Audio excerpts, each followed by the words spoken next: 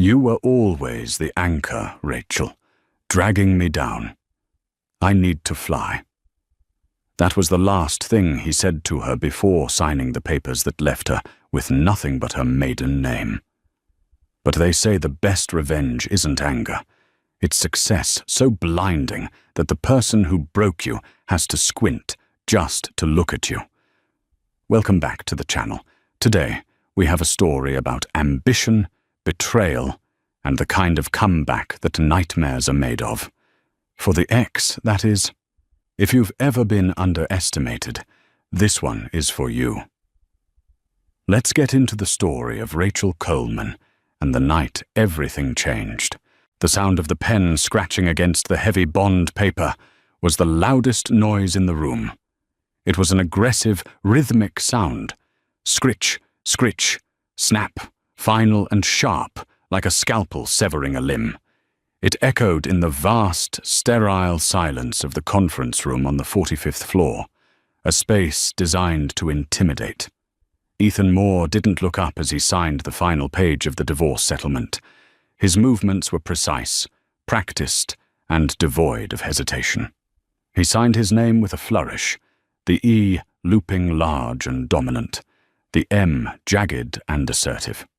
He was a man who prided himself on efficiency, on clean lines and structural integrity, and in his eyes, this marriage had become a structural liability, an inefficient asset that was bleeding equity and needed to be liquidated.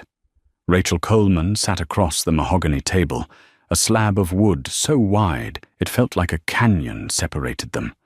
Her hands were folded tightly in her lap, knuckles white against her beige slacks. She wasn't crying. Ethan had expected tears. In fact, he had banked on them. He had prepared for a scene, rehearsing a speech about conscious uncoupling and divergent trajectories in the mirror that morning while shaving. He had a silk handkerchief ready in his breast pocket, a prop for the benevolent victor, comforting the hysterical loser. But her silence unnerved him. It wasn't the silence of shock. It was the silence of a vacuum, sucking the oxygen out of the room. It made the hum of the high-tech air conditioning system sound deafening, a low-frequency drone recycling the dry, cool air of the city, keeping the atmosphere preserved and lifeless. "There," Ethan said, sliding the documents across the polished surface toward his lawyer, Noah Bennett. The papers hissed as they moved. Noah, a man with a jawline sharp enough to cut glass and a conscience flexible enough to sleep soundly at night, offered a sympathetic nod that didn't quite reach his eyes. He tapped the stack of papers on the table to align them, a compulsive, tidy motion. "Rachel," Noah began, his voice smooth, like expensive whiskey poured over ice. "Per the agreement, the timeline is rigid. You have 30 days to vacate the residence. The keys to the Hamptons property have already been transferred to the trust, which, as you know, excludes you." Ethan leaned back in his leather chair, the leather creaking under his weight. He adjusted his cufflinks, platinum, a gift from his new business partner, Oliver Hayes. He finally allowed himself to look at her. Really look at her. She looked small in the oversized executive chair. She was wearing a beige cardigan that had seen better days, the wool pilling at the elbows, and slacks that were sensible, not stylish. Her hair was pulled back in a severe, messy bun, strands escaping to frame a face devoid of makeup. She looked, for all intents and purposes, like the invisible woman he needed her to be, a relic of his past, a rough draft he was discarding for the final masterpiece. "As agreed," Noah continued, flipping to page 42, "the settlement is modest, but fair given the prenuptial terms you signed 7 years ago. The jagged equity split is unfortunate, but legally binding. You receive the 2018 sedan, the contents of your personal studio, excluding any intellectual property created during the marriage, which belongs to Moore and Associates, and a lump sum of $50,000. $50,000. It was an insult. It was less than the retainer for the PR firm Ethan had just hired. But Rachel didn't flinch. She just stared at the watermark on the table. "It's for the best, Rach." "You know that," Ethan said, his tone shifting to one of patronizing kindness. He needed her to agree. He needed her to absolve him. "My firm is expanding into Asian markets. The Tokyo bid is happening next month. The travel, the galas, the international press. It's a lot. It's a velocity you've never been comfortable with. You've always preferred smaller things." "Smaller things," Rachel repeated. Her voice was low, raspy from disuse. It wasn't a question. It was an echo of the box he had put her in for 7 years. The smaller things were the nights she stayed up until 4 a.m., fixing the structural calculations on his blueprints because he was too drunk on his own hype to check the math. The smaller things were the quiet sacrifices of her own career, turning down a fellowship in Milan so she could manage his office when his first assistant quit. The smaller things were the invisible pillars holding up his entire sky. Yes, you're a homemaker at heart, a supporter. "And that's fine," Ethan said, checking his watch, a Rolex Submariner he'd bought to celebrate his first $1 million, a million made on a project Rachel had named. "But I need a partner who understands the stakes, someone who can navigate the shark tank without bleeding. Brooke understands the stakes." Brooke Miller. The name hung in the air like toxic smoke. She was 24, an influencer with a degree in marketing, and a father who sat on the board of the city's largest bank. She was the shiny new hood ornament for Ethan's rapidly ascending vehicle of success. She was everything Rachel wasn't, loud, visible, and shallow enough to float. "She's very photogenic," Rachel said, finally looking up. Ethan bristled. "She's vital to the brand, Rachel. Perception is reality in this city. You never understood that. You wanted to focus on integrity and materials. Nobody cares about the concrete mix if the ribbon cutting isn't trending on social media." Rachel stood up slowly. The movement was graceful, deliberate. She picked up her purse, an old leather bag she'd had since college, the leather worn soft and buttery. "I understand the stakes, Ethan," Rachel said, her voice steady, surprisingly strong. "Better than you think. I understand that structures built on weak foundations always collapse, no matter how pretty the facade is. And I understand that you think you're trading up." Ethan chuckled, a condescending sound that grated against the silence. He stood as well, needing to be taller than her. "I'm not trading anything, Rachel. I'm evolving. Look, take the check. Get a nice apartment in the suburbs. Maybe take up pottery again. You were always good at that. Find a nice, quiet life where the pressure doesn't crush you." He extended a hand. It was a calculated move. He expected her to shake it, to validate his narrative that this was a mutual, mature decision. He wanted closure that made him look like the good guy to Noah, to the world, and mostly to himself. Rachel looked at his hand, the hand she had held through his father's funeral, the hand she had squeezed when his first firm went under, the hand she had loved. Then she looked up at his face.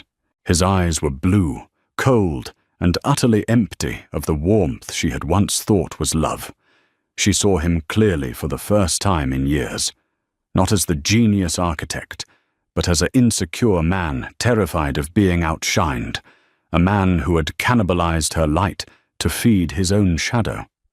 She didn't take his hand. She didn't even blink. "Goodbye, Ethan.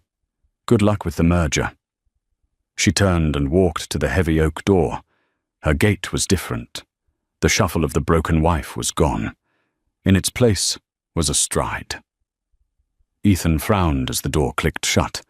The silence she left behind was heavy, charged with something he couldn't identify. How did she know about the merger? He muttered to Noah, a flicker of paranoia lighting up his eyes. We haven't announced the Hayes acquisition yet. That's strictly confidential. Did you tell her? Noah shrugged, sliding the signed papers into his briefcase with a crisp snap. I didn't say a word. Maybe she reads the financial section, or maybe she just guessed. Don't worry about her, Ethan. She's history. You've got a gala to prepare for. This weekend is your coronation. Focus on the future. Ethan smoothed his tie, looking at his reflection in the darkened window. The brief flicker of unease vanished as quickly as it had come, replaced by the towering ego that had built his career. You're right. She'll fade away. People like Rachel always do. They just disappear into the background. But outside, 45 floors down, the city wind was howling, dry and fierce, tearing through the streets like a wild animal. Rachel didn't hail a cab. She walked to the subway station, her heels clicking a rhythm on the pavement, a rhythm of war. She pulled her phone from her bag, her fingers hovering over the contacts. She stopped on a name she hadn't dialed in years. Allison, she said, when the line connected, her voice losing its softness, replacing it with the steel of a construction site foreman. It's Rachel. I'm out, and I'm ready to work. The loft was drafty, smelling of turpentine, old sawdust, and the metallic tang of graphite, a stark contrast to the antiseptic luxury of the penthouse she had shared with Ethan. But to Rachel, it smelled like oxygen. It smelled like freedom. 6 months had passed since the signature in the lawyer's office. 6 months of instant noodles, sleeping on a mattress on the floor, and working 18-hour days. Rachel stood before a drafting table that spanned the length of the main industrial window. The afternoon sun, harsh and unfiltered, illuminated the dust motes dancing in the air. Pinned to the walls were not pottery sketches or watercolor landscapes, but complex architectural schematics, aggressive structural designs, and branding strategies that looked like battle plans. Ethan had forgotten, or perhaps he had never cared to know, that before Rachel was his supporter, she was a scholarship student at the top design institute in the country. She was the one who had corrected his thesis. She was the one who had solved the load-bearing issue on the Weston Bridge project, though his name was on the plaque. She had buried that part of herself to be the wife he wanted, shrinking herself to fit into his shadow. But shadows cannot exist without light, and the light was back. The structural integrity of the West Wing is compromised if you use that material, a voice said from the doorway, deep and resonant. Rachel didn't jump. She didn't gasp. She turned slowly, caping her pen, to see a man standing there. He was dressed in a charcoal suit that cost more than her entire settlement check, but he wore it with the casual indifference of someone who had nothing to prove. He had dark, intelligent eyes that missed nothing, and a stillness about him that commanded the chaotic room. The carbon fiber composite handles the load distribution, Rachel countered, her voice steady, locking eyes with him. It's not just aesthetic. It's a suspension system. It mimics the bone density of a bird's wing. It bends. It doesn't break. The man stepped into the room, stepping over a stack of books on brutalist architecture. This was Lucas Wright, the billionaire tech mogul, known for his reclusive nature and his ruthless eye for innovation. He wasn't supposed to be here. He was supposed to be in Silicon Valley, or Tokyo, or on a private island, buying governments. You're Rachel Coleman, Lucas said, finally looking at her. He didn't look at her like a woman in a dusty loft. He looked at her like she was a code he was trying to crack. And you're lost, Rachel replied, crossing her arms. The art gallery opening is 2 floors down. This is a workspace. I saw your portfolio, the one you submitted anonymously to the Vertex competition, Lucas said, ignoring her deflection. He walked to the wall, studying a rendering of a twisted steel tower. It was brilliant and angry. There's a lot of rage in these lines, Miss Coleman. It's not rage, Rachel said, moving to cover the schematics, feeling exposed. It's efficiency, removing the unnecessary to reveal the essential. Rage is messy. My work is precise. Lucas smiled, a genuine, rare expression that transformed his face. That sounds like something a person who just shed a lot of dead weight would say. He knew. Of course he knew. Men like Lucas Wright didn't walk into dusty lofts in the garment district without a dossier. What do you want, Mr. Wright? Lucas. And I want to know why the ex-wife of Ethan Moore, a man whose architectural firm produces the most derivative, safe corporate boxes in the city, is hiding a genius-level talent for avant-garde structural design. Rachel felt the old shame prickle, the voice of Ethan telling her she was too much, too weird, too intense. She pushed it down. Ethan liked things. Predictable. He liked straight lines. I made him uncomfortable because I like curves and chaos. Mediocrity is always threatened by excellence, Lucas said, walking to the window and looking out at the skyline, specifically at a building Ethan had designed. I'm building something, Rachel, a legacy project, the Zenith Center. Everyone thinks I'm hiring Starlight Architects, Ethan's firm. They're the safe choice. The board wants them. They are, Rachel admitted, leaning against her table. Ethan will give you exactly what you expect. It will be under budget, on time, and completely soulless. It will look great on a brochure and feel like a tomb when you walk inside. Lucas turned back to her, the sunlight catching the sharp angle of his cheekbone. I don't want safe. I want the person who designed this. He tapped the blueprint on her table, the bird wing suspension system. I want you to be the lead consultant, but there's a catch. There's always a catch with men like you. You have to come out of hiding. The annual Architects Gala is this Saturday. Ethan will be there. The press will be there.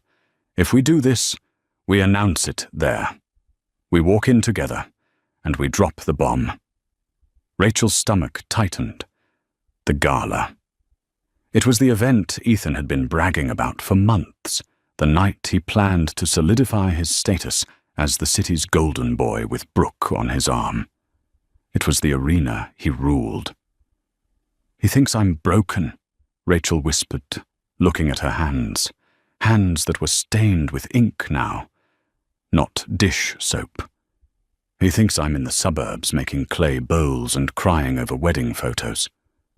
Then let's prove him wrong, Lucas said, his eyes locking onto hers with an intensity that made her breath hitch. Let's show him that while he was playing checkers, you were building the board. Let's show him what happens when you underestimate the architect. Rachel looked at the work on her walls. The designs were bold, fearless, dangerous. They were her. I don't have a dress, she said, a small smile playing on her lips. Lucas pulled a black card from his pocket and placed it on the drafting table next to her X-Acto knife.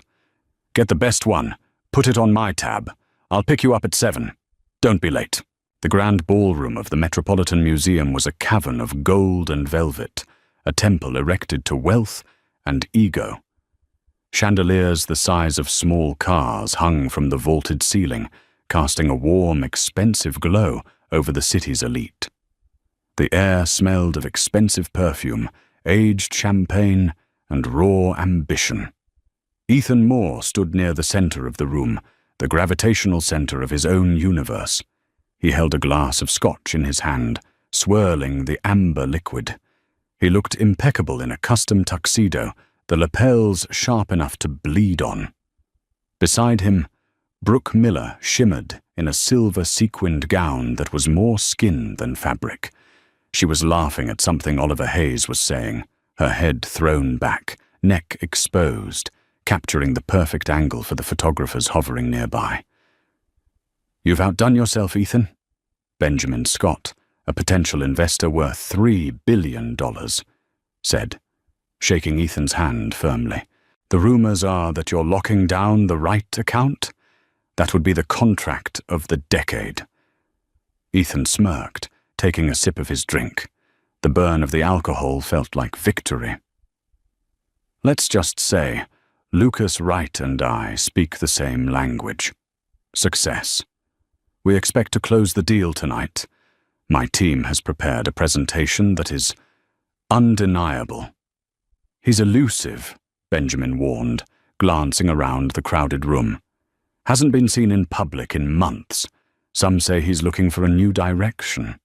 He'll be here, Ethan assured him, his voice oozing confidence. He needs a firm with stability, a firm with a face he can trust. And let's be honest, Ben, who else is there? The competition is non-existent. He scanned the room, feeling like a king surveying his kingdom. He thought fleetingly of Rachel. She was probably at home in some cramped apartment, watching Netflix, maybe drinking a glass of cheap box wine. The thought gave him a twisted sense of satisfaction. He had shed the dead weight, and look how high he had soared. He was lighter without her. Suddenly, the ambient chatter in the room dropped.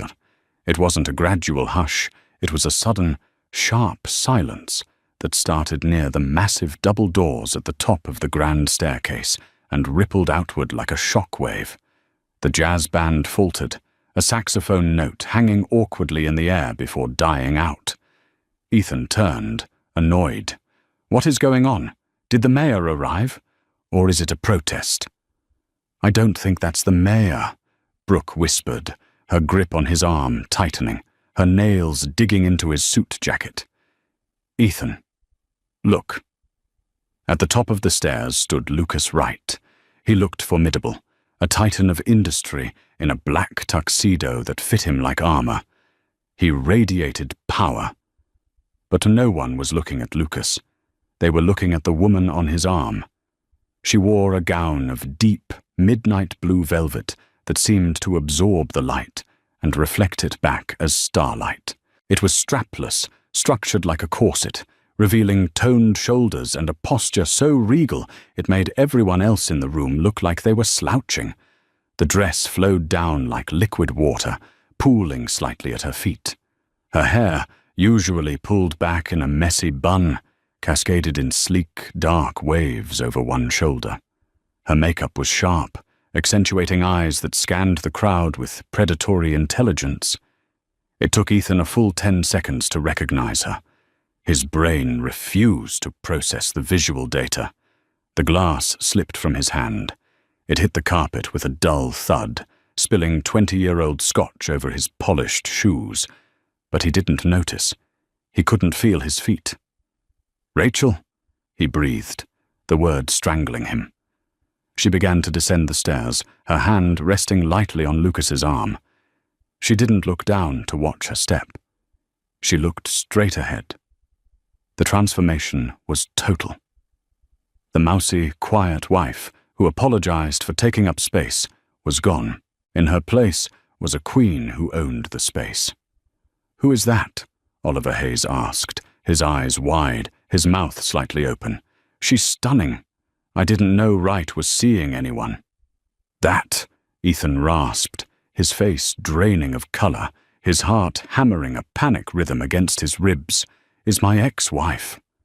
Brooke made a noise of disbelief, a choked little laugh. "The pottery girl? No way. She looks expensive. She looks dangerous."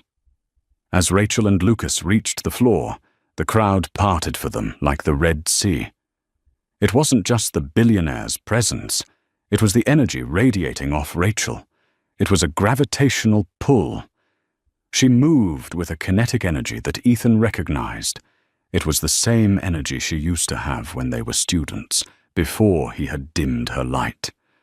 Ethan felt a surge of panic rising in his chest, a cold, clawing thing. This wasn't the script. She was supposed to be broken. She was supposed to be invisible. Why was she here? And why was she with Lucas Wright, The very man Ethan needed to secure his future. He watched as Lucas leaned in and whispered something to Rachel. She threw her head back and laughed. Not a polite, stifled giggle, but a rich, confident sound that carried across the silent room. It was a laugh of genuine joy. Then she turned her head. Her eyes locked with Ethan's across the ballroom. There was no fear in them, no longing, no sadness. There was only a cool, terrifying amusement. She held his gaze for a heartbeat, measuring him, weighing him, and finding him wanting. Then she dismissed him, turning her back to greet a senator who had rushed over to shake Lucas's hand. Ethan felt sweat prickle his hairline. The air in the ballroom suddenly felt very thin, very hot. "This is a mistake," Ethan muttered, stepping forward, his instincts screaming at him to intervene, to assert control. "She's up to something. She doesn't belong here." "Ethan, don't," Brooke hissed, grabbing his arm, her eyes darting around at the watching crowd. "You'll make a scene. Everyone is watching." "I have to fix this," he snapped, shaking her off. "She's going to ruin everything." He began to push through the crowd, his heart hammering against his ribs. He didn't know what he was going to say, but he knew one thing. The woman on the stairs was a threat. And Ethan Moore destroyed threats. But as he drew closer, fighting the tide of people moving toward her, he realized with a sinking dread that he was no longer the protagonist of this story. He was just a spectator in hers. And the show was just beginning. The cocktail hour had transformed from a social gathering into a spectator sport. The magnetic field of the room had shifted entirely to the corner where Lucas Wright and Rachel Coleman held court. Waiters circled them like moths, offering hors d'oeuvres that went untouched. Ethan Moore stood 10 feet away, blocked by a wall of bodies, admirers, opportunists, and the curious elite. He watched, seething, as Rachel spoke to the head of the Urban Planning Commission. Her hands moved gracefully, sketching concepts in the air. She wasn't just standing there as arm candy. She was engaging. "Ethan," a voice grated in his ear. It was Paige Robinson, a gossip columnist for the city's most vicious tabloid. "Is it true? The mystery woman on Wright's arm is the former Mrs. Moore?" Ethan plastered on a smile that felt like cracking plaster. "Hello, Paige. Yes, that's Rachel. Though I admit, I'm as surprised as you are to see her here. It's not really her scene." Paige scribbled something on her notepad, her eyes gleaming. "She seems to have adapted quickly. Word is, Lucas hasn't let go of her arm all night. Is this a romantic revenge plot? Or did you let a diamond slip through your fingers?" "Rachel and I want different things," Ethan said tightly. "I wish her the best, obviously. But I worry she's out of her depth. Lucas Wright eats people alive." "She looks like she's doing the eating," Paige countered, nodding toward the pair. Ethan couldn't take it anymore. He excused himself and shoved past a waiter, finally breaching the inner circle. "Rachel," he said, his voice loud enough to cut through the conversation. The circle went quiet. Lucas Wright turned his gaze toward Ethan. It was like being looked at by a glamour, cold, heavy, and indifferent. Rachel turned slowly, holding her champagne flute by the stem. "Ethan," she said. Her voice was steady, lacking the tremor he was used to inducing. "You look well." We need to talk," Ethan stammered, his usual charisma evaporating under Lucas's scrutiny. "Privately." "I don't think that's necessary," Lucas interjected, his voice a low baritone. "Anything you have to say to Miss Coleman, you can say in front of me." Ethan bristled, trying to regain his footing. "This is a family matter, right?" "We aren't family, Ethan," Rachel corrected gently. "Not anymore. You made sure of that with the expedited filing. Remember?" A titter of laughter ran through the bystanders. Ethan's face flushed red. He looked at Brooke, who was hovering nervously behind him, looking small and insignificant compared to Rachel's commanding presence. "I'm just concerned, Rach." Ethan tried a different angle, the benevolent protector. "This world, it's intense. I don't want you getting hurt or used." Rachel took a step forward, closing the distance. She smelled of jasmine and ozone, a sharp, electric scent. "Used? Like I was for 7 years? When I ghost-designed your submissions for the city centre project? Or when I wrote your keynote speeches?" The silence that followed was deafening. Ethan's jaw dropped. She wasn't supposed to say that. That was their secret. The unwritten contract of their marriage. "You're drunk," Ethan hissed. "I'm sober, Ethan." She smiled, ice in her veins. "And I'm finally awake." Lucas placed a hand on the small of Rachel's back. "Mr. Moore, I think you should return to your date. We have business to discuss with Mr. Scott." Benjamin Scott, the investor Ethan had been wooing all night, stepped out from behind Lucas, nodding at Rachel. Indeed. Rachel was just explaining her theory on sustainable brutalism. "Fascinating stuff, Ethan. Why did you never tell me your wife was the vision behind your early work?" Ethan felt the ground crumble. His narrative was unraveling in real time. It was a collaborative effort. "Gentlemen," Rachel said, turning away, dismissing him completely. "Shall we get some fresh air?" As they walked away, Ethan stood frozen.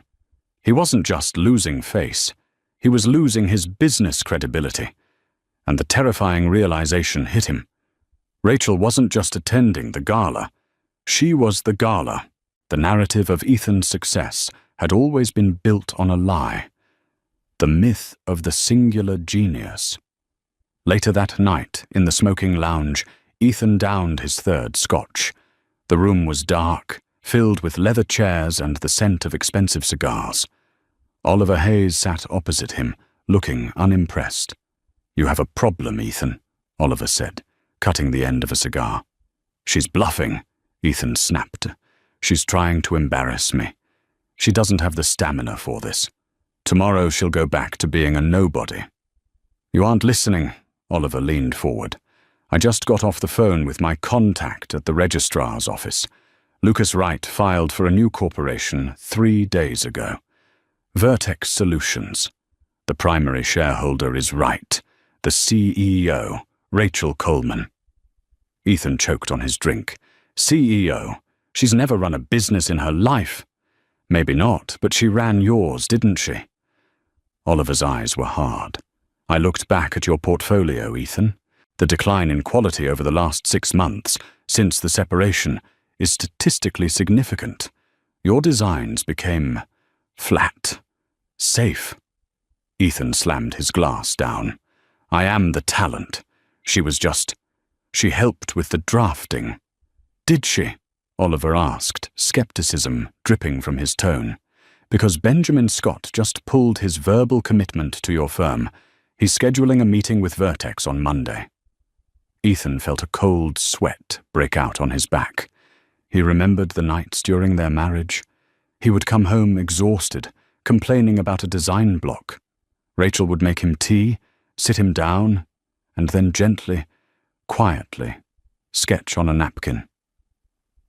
"What if you moved the cantilever here?" she would ask. "What if you opened the atrium to the north light?" He had taken those napkins, he had turned them into award-winning buildings, and he had convinced himself that because he held the pen for the final draft, the ideas were his. He had convinced her of it too, or so he thought. "Why did you leave her, really?" Oliver asked. "If she was the golden goose?" "She was dragging me down," Ethan repeated the mantra he had told himself 1,000 times. "She was too cautious. She didn't like the spotlight. I needed someone who looked the part."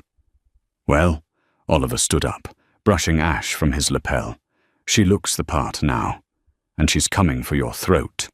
If you want to survive this, you better stop treating her like an ex-wife and start treating her like a competitor. A dangerous one." Ethan sat alone in the gloom. He pulled out his phone and scrolled through his photos until he found an old one. Rachel, wearing paint-splattered overalls, smiling shyly at the camera in their first apartment. She looked so harmless. "You want a war, Rachel?" he whispered to the screen. "Fine, I'll burn you down." Sunday morning broke with a headache and a strategy. Ethan knew he couldn't beat Rachel on the drafting table, not if she was truly the genius behind his best work.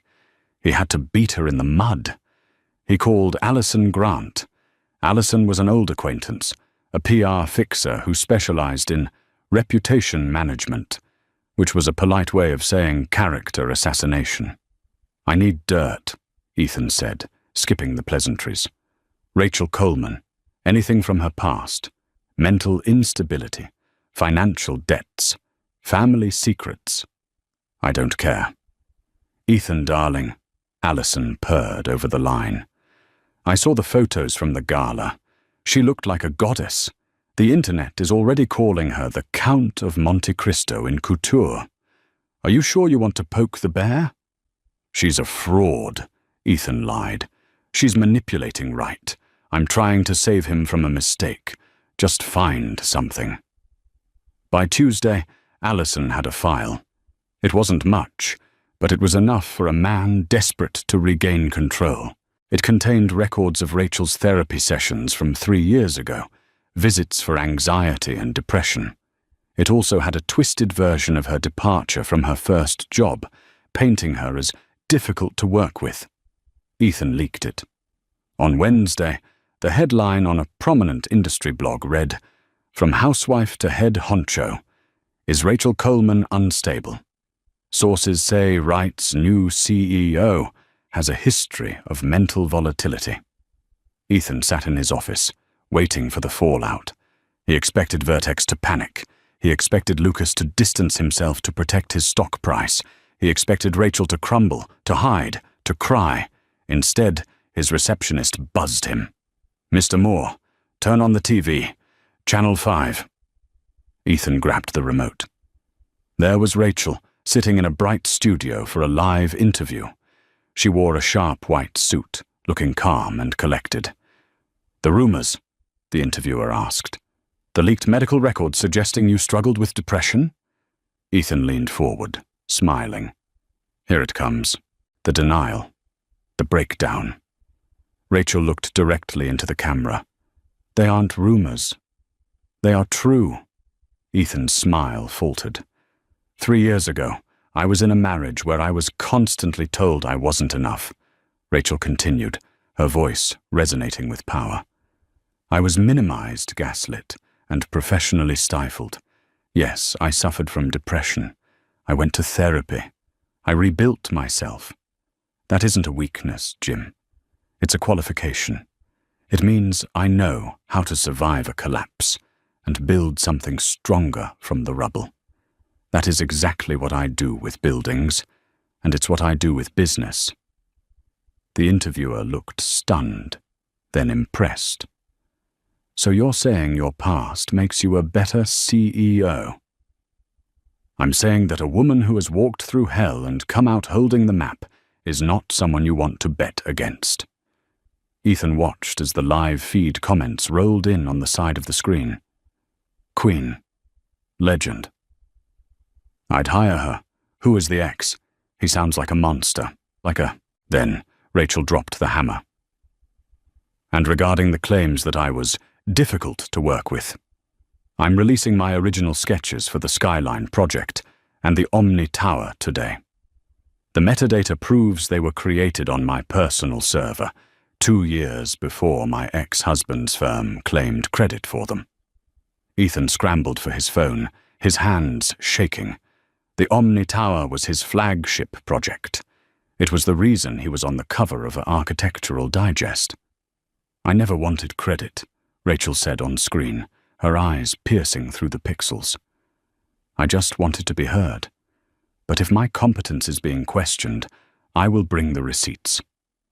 Ethan's phone began to ring. It was Oliver Hayes, then Benjamin Scott, then the board of directors of his own firm.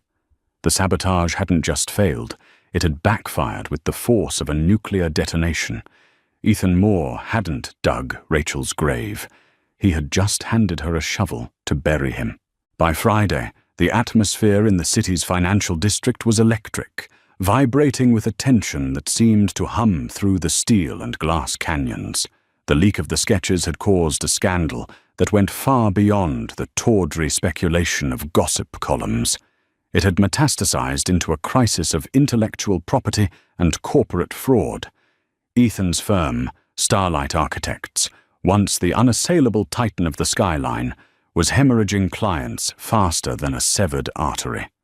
Phones rang unanswered in his office, and the inbox that used to overflow with gala invitations was now clogged with legal notices and contract terminations. But the final nail in the coffin was yet to be driven. The meeting was set for 10 a.m. in the boardroom of the Zenith Tower, Lucas Wright's territory.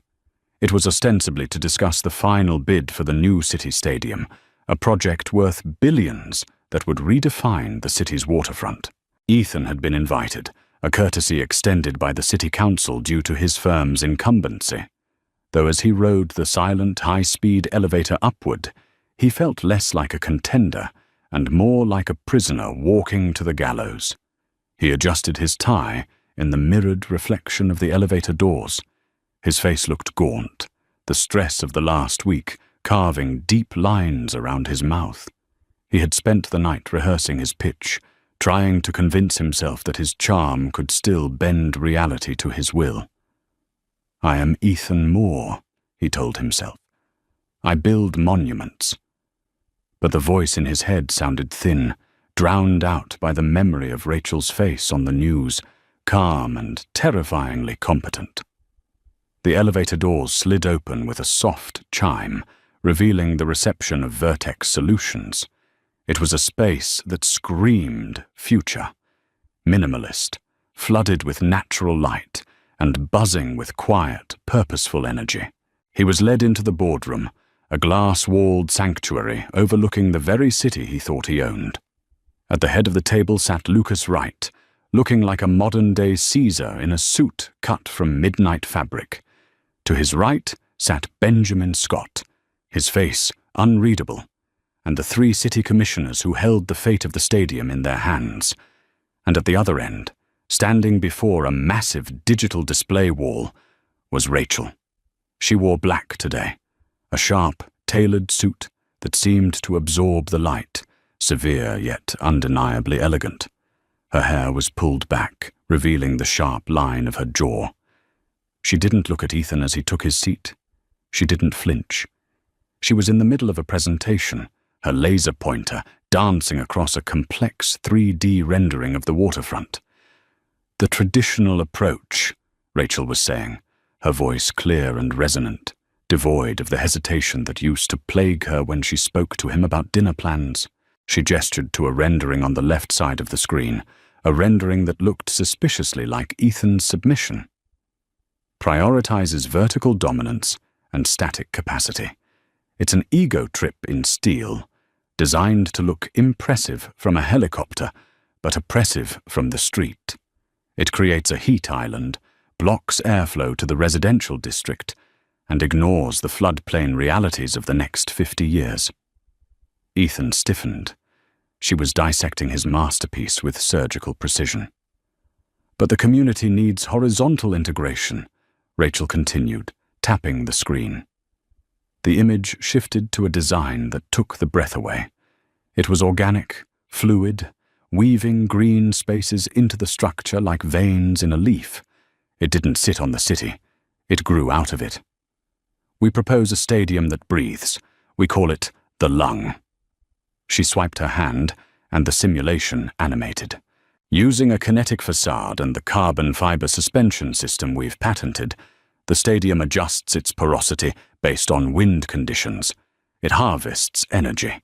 It cools the surrounding 3 blocks by 4 degrees. It is not just a venue. It is an environmental engine." The commissioners were leaning forward, their eyes wide. This wasn't just architecture. It was alchemy. "This is Vertex's proposal," Rachel said, turning to face the room. "It costs 15% less than the competitor's bid because we aren't wasting materials on vanity. We are spending on efficiency." The silence that followed was heavy. Commissioner Vance, a stern woman known for her skepticism, turned slowly to Ethan. "Mr. Moore, your proposal was significantly more expensive. And during our preliminary review, you assured us that the static mass was necessary for structural integrity. Vertex seems to have solved that load-bearing issue with half the steel. Can you explain the discrepancy?" Ethan stood up, his legs feeling like lead. He smoothed his jacket, relying on muscle memory. "Commissioners, quality costs money. We use proven methods, time-tested materials. Ms. Coleman's design is strictly theoretical. It's experimental. It's risky. Do you want to gamble billions of taxpayer dollars on unproven science?" "Risk is the price of evolution," Lucas interjected calmly, not even looking up from his tablet. "I've reviewed the engineering. It's sound. In fact, it's the same engineering logic used in the Omni Tower Foundation, the very foundation that has withstood 2 hurricanes." He paused, finally looking at Ethan, "which, as we now know, was designed by Ms. Coleman." The room went silent. The accusation hung in the air, validated by the silence. It wasn't just a point of order, it was a character judgment. Ethan looked at Benjamin Scott, his last hope, the man he had wined and dined for years. "Ben, we have a history. You know I deliver." Benjamin adjusted his glasses, looking uncomfortable but resolute. "We do, Ethan. And I've made a lot of money with you. But business is about the future, not the past. And frankly, looking at these 2 designs side by side, it's clear where the talent was residing in your household all along. One is a monument to the 1990s. The other is the future." Ethan felt the walls closing in. He looked at the screen, at the beautiful, breathing structure Rachel had created. He realized then that he had never really seen her. He had seen a function, a support system, a wife. He hadn't seen the visionary. And now, that visionary was burying him. Rachel stepped forward, her expression softening just a fraction, not with pity, but with a professional finality. "This isn't about the past, Ethan. I'm not here to destroy you. I'm here to build this stadium. You can withdraw your bid with dignity, citing a strategic pivot for your firm, or we can let the board vote right now and have the rejection on public record." It was a mercy kill. She was offering him a way out, a chance to save a shred of his reputation, to spin the narrative rather than be crushed by it. Ethan looked at the woman he had discarded. He saw the strength in her jaw, the fire in her eyes. He realized that the ambition he had worshipped, the hunger for status, for the corner office, for the applause, was hollow compared to the ambition of creation that she possessed. He was a salesman. She was an architect. Ethan's voice cracked. He cleared his throat, trying to salvage the remnants of his pride. He looked at the faces around the table. They were looking at him with pity. Pity was worse than hate. Pity was the end of a career. "Starlight Architects withdraws its bid," Ethan whispered, the words tasting like ash. He sat down. A man collapsed in upon himself. Rachel nodded once, acknowledging the surrender, and turned back to the screen as if he were no longer in the room. "Now," she said, her voice picking up the energy, "let's discuss the sustainability protocols for the kinetic roof." She didn't gloat. She didn't smile. She just went back to work. The meeting adjourned an hour later. The deal was signed. Vertex Solutions had the contract. Ethan lingered in the lobby of the Zenith Tower. He told himself he was waiting for his driver, but he knew he was waiting for her. He needed one last moment, one final attempt to understand what had happened. Rachel exited the elevators alone. Lucas had given her space, a silent act of trust. She saw Ethan standing by the revolving doors. She didn't slow down, but she didn't avoid him. "You won," Ethan said as she approached. "It wasn't a game, Ethan," Rachel replied, stopping. "That was the problem. For you, everything was a scoreboard. For me, it was my life."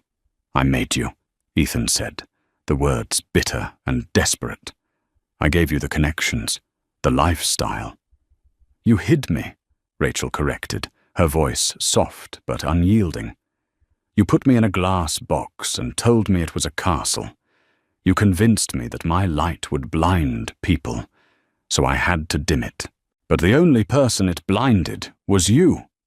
Ethan stepped closer, his eyes searching hers for a trace of the woman who used to make him coffee and listen to his rants. "I miss you, Rach. The money, the fame. It's lonely. Brooke left me this morning, by the way. Said I was bad for her brand." Rachel let out a short, dry laugh. "I'm sorry, Ethan, but I can't fix you. I spent 7 years trying. You have to fix yourself." "Give me another chance," Ethan pleaded. "We were a team. We can be a power couple. Imagine what we could do now that I know what you're capable of." Rachel looked at him with a profound sadness. It was the look one gives to a child who has broken a toy they were told to be careful with.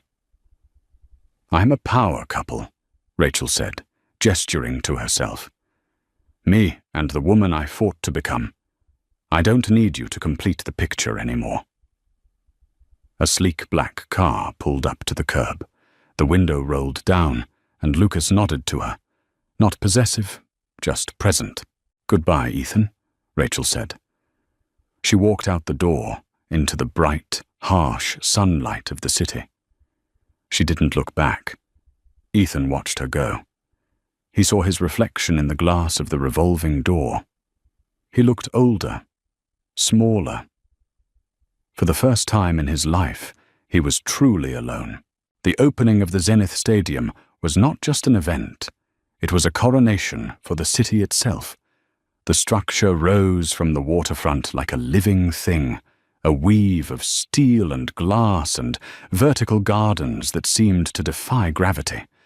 As the sun began to set, the kinetic facade shifted, rippling like scales in the evening breeze, capturing the dying light and scattering it in a kaleidoscope of amber and gold across the bay. 50,000 people filled the stands, the roar of the crowd vibrating through the concrete. But up on the VIP terrace, the air was cool and smelled of expensive champagne and victory. Rachel Coleman stood at the edge of the balcony, overlooking the masterpiece she had birthed from a sketch on a napkin. She wore a gown of white silk that moved with the wind, making her look like an extension of the building itself. She held a glass of sparkling water, the condensation cool against her fingertips. She didn't need the alcohol. The adrenaline of the moment, the sheer reality of the steel and stone, was the most potent intoxicant she had ever known. "It turned out well," Lucas said, coming up beside her. He leaned his elbows on the railing, looking out not at the crowd, but at the structure itself. "It turned out perfect," Rachel corrected him, a smile touching her lips. "Better than the simulations. Look at how the wind funnels through the north quadrant. The passive cooling is working at 98% efficiency." Lucas chuckled, shaking his head. "Only you would be analyzing the HVAC efficiency, while 50,000 people are screaming your name." "Someone has to mind the details," she said, turning to him. They had built a company together, Vertex Solutions, which now employed 300 people and had contracts in Tokyo, London, and Dubai. But more importantly, they had built a partnership. They hadn't rushed into a romance. They were too smart, too wounded by their pasts for that. They had built a foundation first, based on respect, intellectual challenge, and absolute honesty. The romance had followed, slow and steady, like the rising of a skyscraper, grounded in something real. "Did you see the guest list?" Lucas asked, his voice lowering. "I saw it," Rachel said, her gaze drifting to the general admission gates far below. Ethan Moore was down there. He wasn't in the VIP box. He wasn't even in the club seating. He was somewhere in the sea of faces, a spectator in the world he used to think he ruled. Starlight Architects had dissolved 6 months ago, crushed under the weight of the scandal and the exodus of talent. Ethan was consulting now, working for a mid-tier firm in the suburbs that specialized in strip malls and office parks. Rumor had it, he was actually drawing his own designs again. They weren't brilliant. They were functional, safe, and entirely forgettable, but they were his. In a way, his fall had been the most honest thing that had ever happened to him. "Do you want to go say hello?"